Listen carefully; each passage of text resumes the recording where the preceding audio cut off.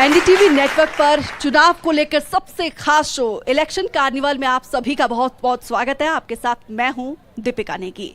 Election carnival का कारवां मैदानी इलाकों के बड़े हिस्से से होते हुए 9,550 किलोमीटर की लंबी दूरी तय करके पहाड़ों की रानी शिमला में आकर पहुंची है। ऐतिहासिक रिज मैदान में हमारी मौजूदगी है।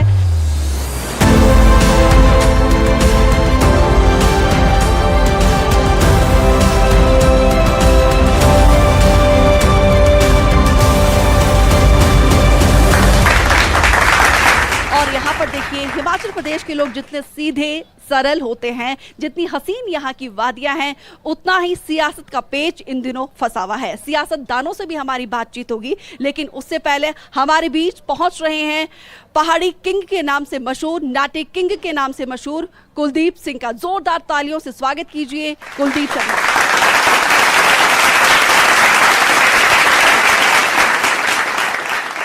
कुलदीप सिंह जी, हमें समय देने के लिए, एनडीटीवी के पास आने के लिए, मंच पर आने के लिए आपका बहुत बहुत धन्यवाद। देखिए, यहाँ पे जनता खचाखच भरी हुई है क्योंकि 1 तारीख को लोकसभा चुनाव के लिए वोट डाले जाएंगे और उससे पहले यहाँ के कल्चर को भी हम दिखाना चाह रहे हैं। आपके जरिए देखिए मंच तैयार है, जनता आपको सुनने को बेकरार है। आप प्लीज़। हाँ बिल्कुल, मैं सबसे पहले तो एनडीटीवी के माध्यम से जितने भी यहाँ पे श्रोता है सबको नमन करता हूँ। और सबसे पहले मैं कहूँगा कि वोट देने हमें ज़रूर जाना है। जाएंगे ना सब, जितने भी आए यहाँ पे, है ना, सब वोट डालेंगे क्योंकि 1 तारीख का दिन होगा, तो आप जाकर वोट डालें। तो सबसे पहले उस एक गाना में बिल्कुल वोट जो हम डालते हैं उस पर मैंने एक गाना बनाया है, तो उसी तरह का एक गाना मैं आपके लिए गाऊंगा। हो जाना जाना जाना वोटों देंदे मारे जाना हो जाना जाना वोटों देंदे मारे मारे जाना हो। 1 तारीख रे देसो वोटों देंदे हो वोटों देंदे जाना वोटों देंदे वोटों देंदे हो। तो वोट के लिए आपने अपील की है, बहुत जरूरी है वोट डालना क्योंकि ये लोकतंत्र का पर्व है, गर्व का पर्व है। और लोकल गाने का तड़का जरा लग जाए। रंग रूप तेरा बड़ा प्यारा हो, रंग रूप तेरा बड़ा प्यारा हो, शिल्पा शिमले वाड़िए कबे होना मिलना हमारा हो, शिल्पा शिमले वाड़िए।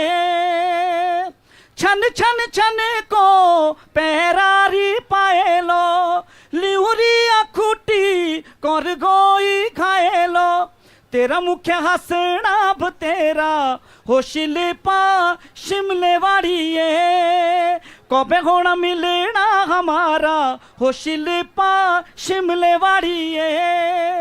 चम चम चम को माथेरी बिंदिया, चम चम चम को माथेरी बिंदिया, चैन लुटा मेरा रात की निंदिया, तेरा मुख्य हंसना तेरा हो, शिल्पा शिमले वाड़िए। तो शिमला वालों के लिए ये गाना स्पेशली डेडिकेट किया है। एक बार जरा जोरदार तालियां, क्योंकि देखिए तालियों की आवाज बहुत कम आ रही है।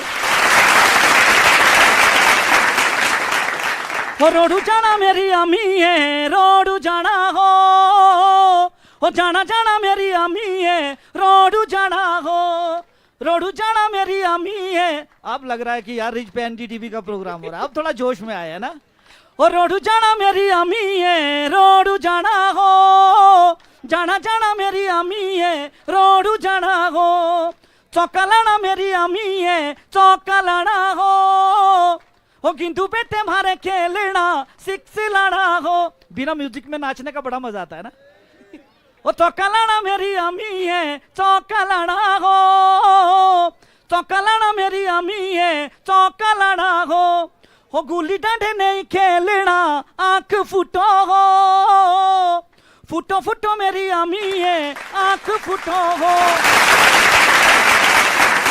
मैं भी आज इसीलिए अगर मैं बिना म्यूजिक के कहीं भी नहीं जाता हूँ गाने के लिए, लोग सोच रहे थे। पर ये मतदान है, इसके लिए तो मुझे चाहे चौराहे पे भी कहीं रिक्वेस्ट करनी पड़े, चाहे 2 आदमी हो तो भी मैं चला जाता हूं। एनडीटीवी ने मुझे कहा कि कुलदीप भाई आपको बिना म्यूजिक के ही आना पड़ेगा, क्योंकि इतना तामझाम वो वहां नहीं लगा पाएंगे। तो मैंने बोला यार, जब वोट डालने की रिक्वेस्ट लोगों को करनी है, क्योंकि मतदान, इससे बड़ा मतदान कोई नहीं हो सकता नेगी जी, तो मैंने बोला कि मैं जरूर आऊंगा और लोगों से मैं एनडीटीवी के माध्यम से जरूर मैं रिक्वेस्ट करूंगा कि आप जाइए और अपना कीमती वोट जरूर डालिए। तो तड़का लगा दे बड़ियों को, होई ना बढ़िया जो तुड़का लाना ठेके दारणिए हो। अगर आप भी मेरे साथ गाएंगे तो मजा आएगा। होई ना बढ़िया जो तुड़का लाना ठेके। अरे मेरी अकेले की इतनी आवाज यार। होई ना बढ़िया जो तुड़का। क्या बात है कपिल जी। हो ठेके ओ मारे बोटो देंदे की तारीखों जाना वे के दारणिए हो ठेके दारणिए। Thank you so much. आपने न सिर्फ यहाँ पे लोकलाइट्स का, स्थानीय लोगों का ध्यान रखा, बल्कि जो टूरिस्ट, क्योंकि शिमला टूरिस्टों के लिए जाना जाता है, टूरिस्टों का भी खास ख्याल रखा है। लोगों से वोट की अपील की है, जो कि बहुत ज़रूरी है, और हमारे लिए आप स्पेशली आए हैं। आपका एक बार फिर से बहुत बहुत धन्यवाद। Thank you ma'am, thank you. Shivalik की तलहटी से लेकर हिमालय की ऊंचाई पर पसरी हुई ये 4 लोकसभा क्षेत्रों से जो उम्मीदवार चुनावी मैदान में उतरे हैं, उनका बैकग्राउंड जितनी डाइवर्सिटी के साथ है, उतना ही हिमाचल प्रदेश का समाज और रंग बिरंगा खूबसूरत हिमाचल है। तो इस पर बातचीत करने के लिए हमारे साथ खास मेहमानों का पैनल जुड़ रहा है। सांदीपनी भारद्वाज जी जो बीजेपी का पक्ष रखेंगे, और साथ ही संजय अवस्थी जी कांग्रेस के कार्यकारी अध्यक्ष हैं, और साथ ही लेफ्ट की तरफ से कुलदीप तंवर जी अपनी आवाज को बुलंद करते हुए नजर आएंगे। आप तीनों मेहमानों का बहुत बहुत स्वागत और धन्यवाद हमें समय देने के लिए। तो क्योंकि सबसे पहले जी संजय अवस्थी जी सबसे पहले आपके पास ही आते हुए, क्योंकि देखिए 1 तारीख को दोहरी परीक्षा से आपको गुजरनी होगी सर, किस तरीके से देखते हैं, क्योंकि 1.5 साल का आपका कार्यकाल है, क्या ऐसे काम है जिसके बाद जो जनता आपके ऊपर भरोसा करे? लोकतंत्र का सबसे बड़ा उत्सव चुनाव होता है, और 1 जून को जो मतदान होने जा रहा है उसमें लोकसभा के चुनाव तो पूरे देश में हो रहे हैं, लेकिन इस बार हिमाचल प्रदेश में एक नई परंपरा को जो जन्म दिया हमारे विपक्ष के नेताओं ने, वो उसके तहत जो 6 उपचुनाव विधानसभा क्षेत्र में होने जा रहे हैं, ये एक हमारे लिए बहुत बड़ी चुनौती है। और हिमाचल की संस्कृति पे जो आघात हुआ, उसको भविष्य में इस तरह की घटना ना हो, इसलिए हम इसको बहुत बड़ी चुनौती के रूप में ले रहे हैं। और मेरा ये मानना है कि इस बार का जो चुनाव होगा वो एक अलग तरह से चुनाव होगा, विचारधारा से ऊपर उठकर चुनाव होगा। हिमाचल प्रदेश एक देवभूमि है, और हिमाचल प्रदेश की जनता इस तरह की घटनाक्रम को जो अभी हाल ही में हुआ है, धनबल का प्रयोग करा जो हमारे विपक्ष के साथियों ने, इस तरह की परंपरा को वो जनता बढ़ावा नहीं देना चाहती है। इसलिए ये चुनाव जो है, ये एक बहुत अहम चुनाव है हिमाचल प्रदेश के लिए। तो अहम चुनाव है, इसीलिए देश की निगाहें जो है हिमाचल प्रदेश की सियासत पर टिकी हुई है। अब सांदीपनी जी आपके पास आते हुए, क्योंकि 2nd टाइम आप लोगों ने सिटिंग एमपी को चुनावी मैदान में उतारा है, एंटी इनकम्बेंसी भी है, और बहुत सारे आरोप यहाँ पे विपक्ष की तरफ से, कांग्रेस की तरफ से लगाए जा रहे हैं। कैसे देखते हैं सर आप इसको? दीपिका जी आपको नमस्कार, स्वागत आपका। आप हिमाचल की बेटी हैं, you are welcome over here from Shimla people. Thank you so much sir. मेरे भाई ने बात यहाँ से शुरू की कि धनबल का प्रयोग, मेरा मानना ये है कि इस सरकार में जब उनके विधायक ही दुखी हैं तो आम जनता का क्या हश्र होगा, और उनकी दुख और पीड़ा से ही वो उनको छोड़ करके भारतीय जनता पार्टी का दामन थामने के लिए हमारे मध्य में आए, और उनका हमने तहे दिल से स्वागत किया है, अभिनंदन किया है। जहाँ तक बात इस लोकसभा के प्रत्याशी की है और जीत की है, दीपिका जी, हमने पिछली बार 6 लाख मत इस लोकसभा में लिए थे और कांग्रेस को मात्र 2,70,000 वोट मिला था। लगभग हम 3.25 लाख मतों से ये चुनाव जीते थे इस लोकसभा का। ये विक्ट्री इस बार 4 लाख से ऊपर क्रॉस करेगी, इस बात की हम आपको गारंटी देते हैं कि ये मोदी की गारंटी है। यही बात आपसे कर रहा हूं। कुलदीप जी, मोदी की गारंटी को लेकर बीजेपी के हौसले एकदम बुलंद है और कांग्रेस भी बड़े ही जबरदस्त तरीके से वेलकम बैक कर रही है, लेकिन आप लोग कहाँ हैं सर? आप लोगों की मौजूदगी कहीं दिखाई नहीं देती है। देखिए, आपके बाद आम आदमी पार्टी आई, अब नेशनल पार्टी वो बन चुकी है, लेकिन आप लोगों का तो अब एग्जिस्टेंस दिखाई नहीं दे रहा है। आपका बहुत बहुत धन्यवाद और सभी दर्शकों को नमस्कार। सीपीआईएम कम्युनिस्ट पार्टी मार्क्सिस्ट ये बहुत हिमाचल प्रदेश में बहुत छोटी पार्टी है। वैसे ये नेशनल रजिस्टर्ड पार्टी है, रिकॉग्नाइज्ड पार्टी है, मगर हिमाचल प्रदेश में तीसरे विपक्ष के रूप में इसे जाना जाता है। शायद इस बार विधानसभा में भी नहीं है, मगर सड़कों पे आम आदमी के, मजदूर, किसान और लोगों के मुद्दों को लेकर ये लोगों के बीच में रहती है। और इस बार कि जो भी एक एक्स्ट्रा ऑर्डिनरी सिचुएशन है, उसके तहत जो एक राष्ट्र के स्तर के ऊपर इंडिया गठबंधन बना है, सीपीआईएम उसका हिस्सा है और हिमाचल प्रदेश में गठबंधन का, इंडिया गठबंधन का एक ये प्रयास है कि हिमाचल प्रदेश में सभी सीटों के ऊपर सीपीआईएम कांग्रेस, क्योंकि यहाँ पर मुख्य गठबंधन की जो पार्टी है वो कांग्रेस है, उसका सपोर्ट कर रही है।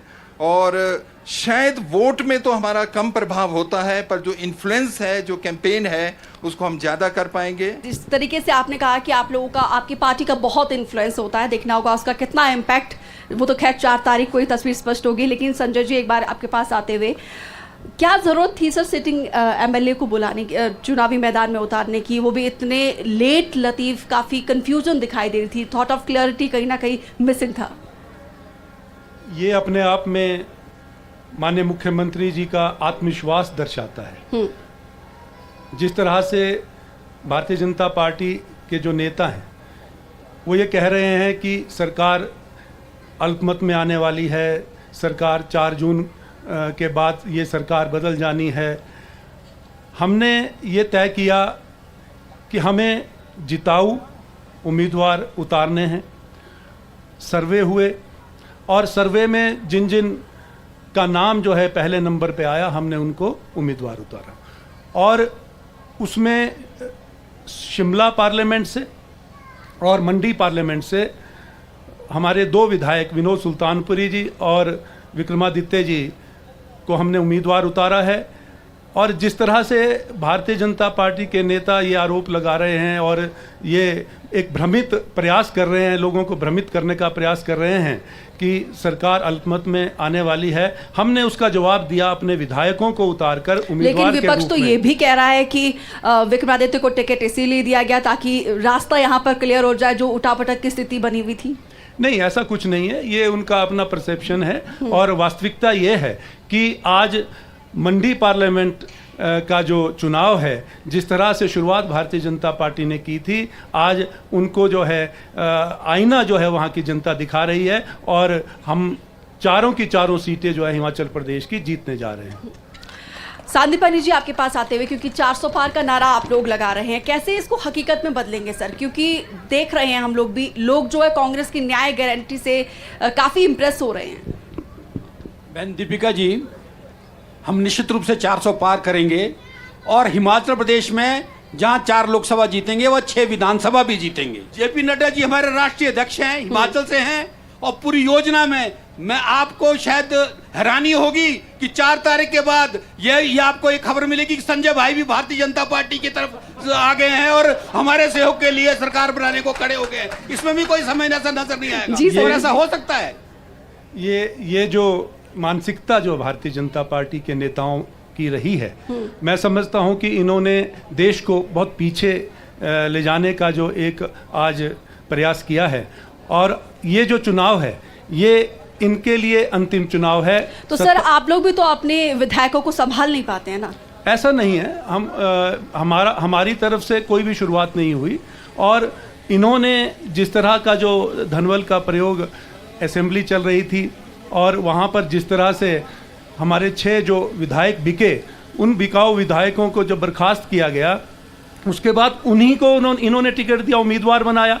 तो ये इनकी एक मानसिकता है। प्रदेश में जनादेश जो है कांग्रेस को 5 साल के लिए मिला, और भारतीय जनता पार्टी ने यदि काम किए होते तो वो विपक्ष में ना बैठते। तो इनको 5 साल इंतजार करना चाहिए था, लेकिन सत्ता का इतना लालच इनको है कि ये मात्र 15 महीने में जो है सत्ता गिराने की बात करने लगे और इस तरह का षड्यंत्र करने लगे। ये मैं तो चलिए 15 महीने की जो उपलब्धि है उसको लेकर भी मैं आपके पास आऊंगी, लेकिन उससे पहले कुलदीप जी आपके पास आते हुए, क्योंकि मैं देखती हूँ आप लोग बहुत एग्रेसिवली जमीन पर दिखाई देते हैं और यहाँ पे किसानों की आवाज को भी आप लोग बुलंद करते रहे हैं, लेकिन वो चीजें कन्वर्ट नहीं होती है वोट बैंक में। क्या वजह है सर? पहले तो मैं संदीपनी भारद्वाज जी ने जो एक बात कही, सीपीआईएम ठीक है, इस समय देश के अंदर इसके 8 एमपीज हैं, 3 लोकसभा में और 5 राज्यसभा में, 78 एमएलए हैं, एक नेशनल पार्टी है। पूरे देश के अंदर करोड़ों की तादाद में मजदूर किसान इस पार्टी के विभिन्न जन संगठनों के साथ जुड़े हैं विभिन्न स्तर के ऊपर।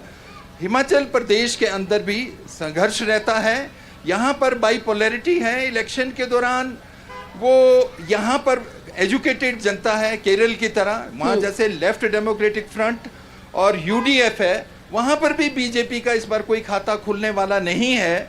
उसी तरह स्थिति इस समय हिमाचल प्रदेश के अंदर भी उस तरह की बाइपोलैरिटी है कि लगभग 2 पार्टी के बीच में ही पोलराइजेशन होती है।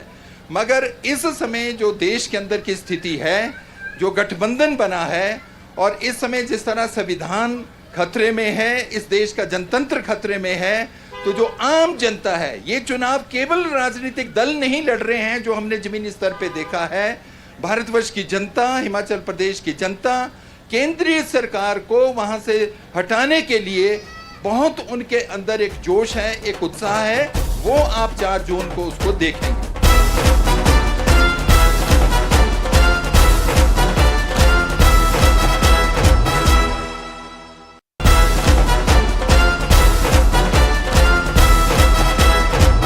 इंतजार रहेगा सर 4 जून का। लेकिन संजय अवस्थी जी, अब आपके पास आते हुए, क्योंकि आप लोगों ने विधानसभा के चुनाव हिमाचल और हिमाचलियत के साथ साथ गारंटी पर लड़ा था, 1.5 साल में आप लोगों ने ऐसे कौन से काम करके दिखाए हैं जिसका कहीं ना कहीं रिजल्ट जो है लोकसभा चुनाव में आप लोगों को देखने को मिलेगा कि आखिर जनता आप लोग के ऊपर क्यों भरोसा करे? क्या आप लोगों ने ऐसे करके दिखाया है? प्रदेश में सरकार मिली, 5 साल का जनादेश हमें मिला, और जब सरकार बनी तो ऐसा प्रदेश जिसको लगभग 90,000 करोड़ रुपए का जो ऋण विरासत में मिला, और उसके बावजूद हम रुके नहीं, हमने मंथन किया और विकास की योजनाओं को गति दी।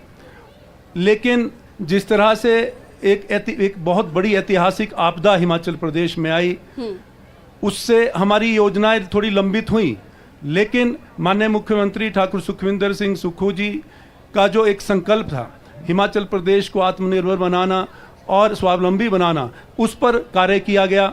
और एक ऐसा प्रदेश जिसमें इतना बड़ा एक ऋण जो है विरासत में मिला हो, और आपदा से 12,000 करोड़ रुपए का जो हिमाचल प्रदेश को नुकसान हुआ, लेकिन उसके बावजूद हमने जो चुनाव पूर्व वादा किया था, प्रदेश की जनता के समक्ष जो 10 गारंटी योजनाओं का जो घोषणा पत्र हमने रखा था, उसमें हमने सबसे पहली जो गारंटी योजना थी ओपीएस लागू करने की, ओल्ड पेंशन स्कीम को लागू करने की, पहली सरकार बनने के बाद जो पहली कैबिनेट की बैठक हुई, उसमें हमने उसको पास किया, उसको लागू किया। सीधा सा सवाल है, क्या इसका फायदा आपको लोकसभा चुनाव में मिलेगा? बिल्कुल होगा, बिल्कुल होगा।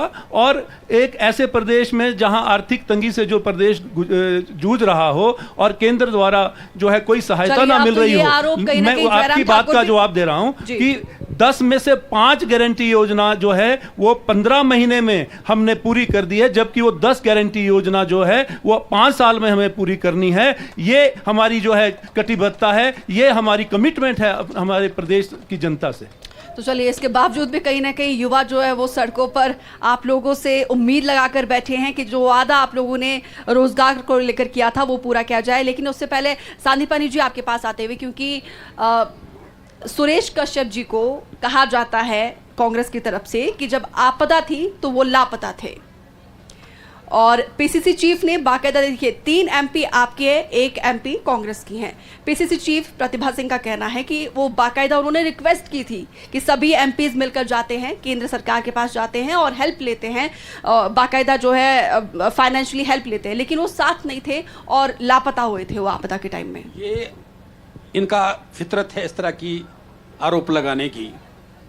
अगर ये स्थिति होती तो केंद्र का जितना सहयोग पूरे प्रदेश को आया है, नितिन गडकरी जी खुद आकर के गए हैं, माननीय जेपी नड्डा जी खुद आकर के गए हैं, हर प्रवास में आते थे, 500 700 करोड़ रुपए केंद्र से ला करके प्रदेश को देते थे। और जहां तक बात आपने गारंटी की, इन्होंने गारंटी एक जरूर की, गोबर उठाने की गारंटी लिया नहीं, उठाया वो गारंटी इनकी पक्की थी। 1500 रुपए महिलाओं को देने की गारंटी दे दिया, गारंटी किस शुरू बात कर की दिया, गारंटी? शुरू फॉर्म भरने की तो चुनाव के टाइम में आप लोगों ने किया ना? नहीं, चुनाव पूर्व कर दिया था। 24 फरवरी को, दीपिका जी, 24 फरवरी को दीपिका जी 1500 रुपए का फॉर्म भरने की गारंटी जरूर दी इन्होंने, गोबर उठाने की गारंटी दी, 24 फरवरी को माननीय मुख्यमंत्री जी ने लाहौल स्पीति से 1500 रुपए देने की बात करी, लेकिन इन्होंने ये लोग इकट्ठे होकर गए जब चुनाव का डंडा सिर पे बजा, 2,31,000 महिलाओं को, पात्र महिलाओं को वो मिलना था, तो ये लोग इकट्ठे होकर चुनाव आयोग गए। इन्होंने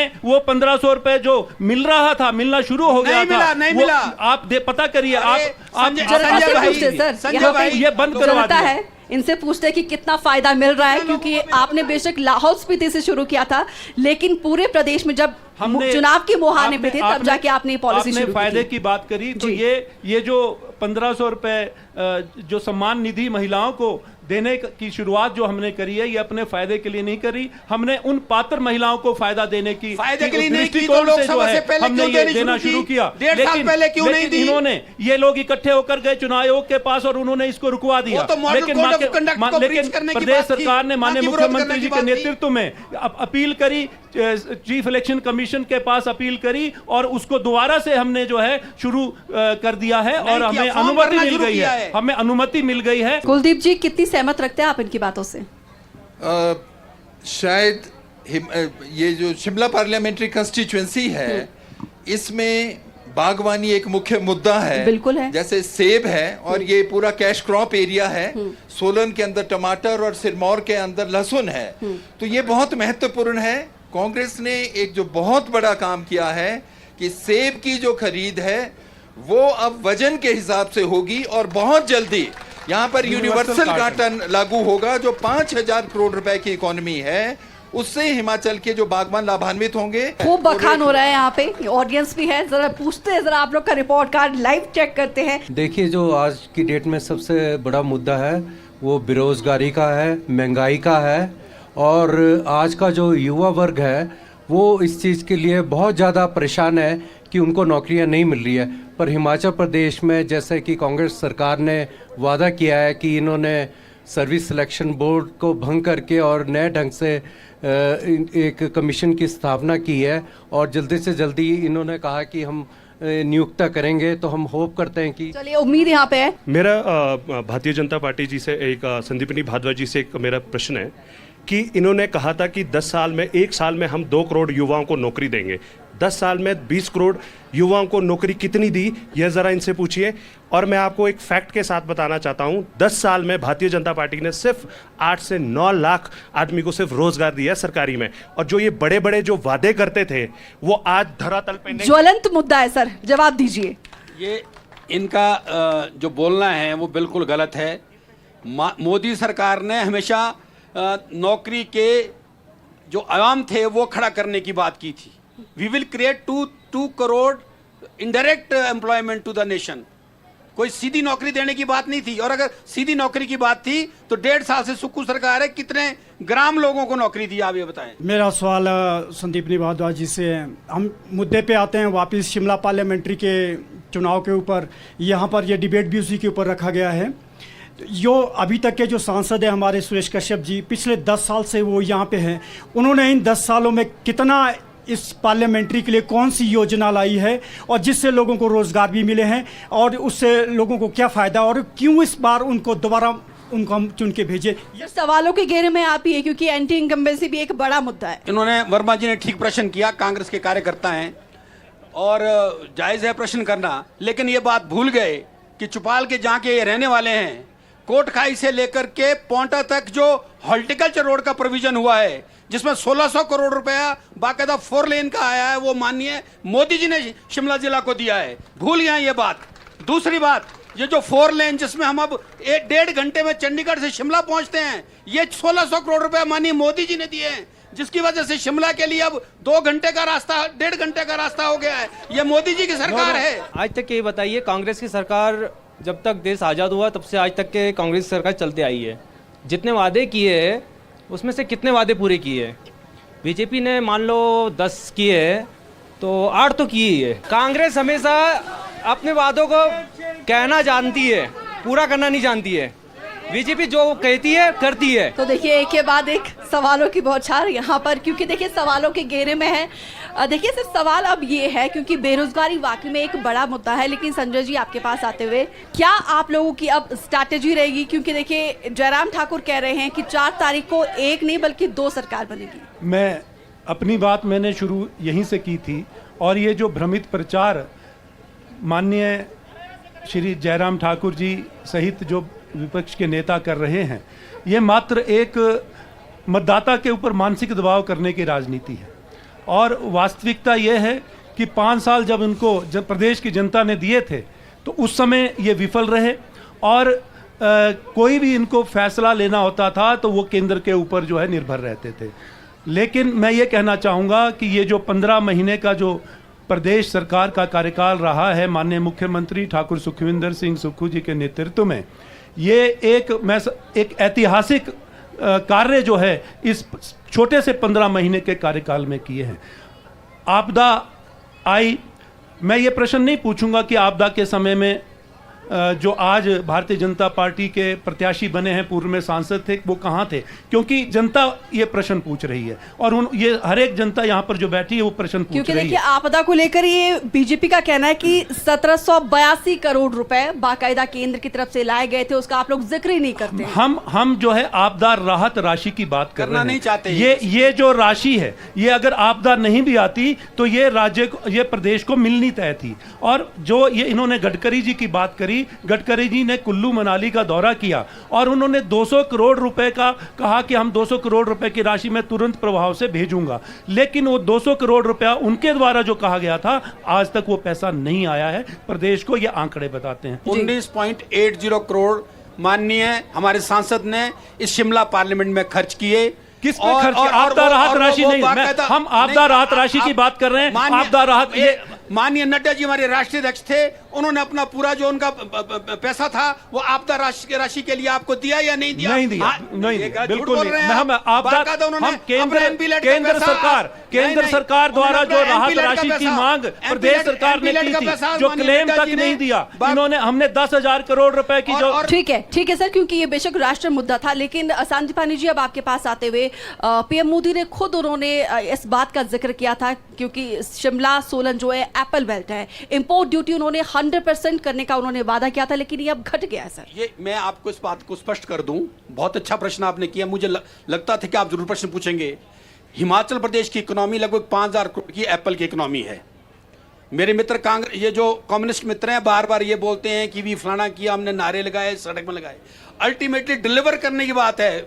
मैम सबसे पहले जो प्रोसेसिंग प्लांट था वो दौलत राम चौहान ने 77 में परवाणु में लगाया, और दूसरा प्रोसेसिंग प्लांट पराला में ठाकुर जयराम ने लगाया, और खाली प्रोसेसिंग प्लांट ही नहीं लगाया, उन्हें पेक्टिन का यूनिट भी साथ में लगाया, कि ताकि जो पल्प है उस पल्प से हम पेक्टिन बनाएं, जूस बनाएं।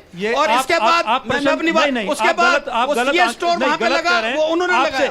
अब आपने दूसरा प्रश्न की बात, प्रदेश की इकोनॉमी जो है 5,000 करोड़ रुपए की बागवानों के ऊपर निर्भर करती है। और मैं जो बागवानी को लेकर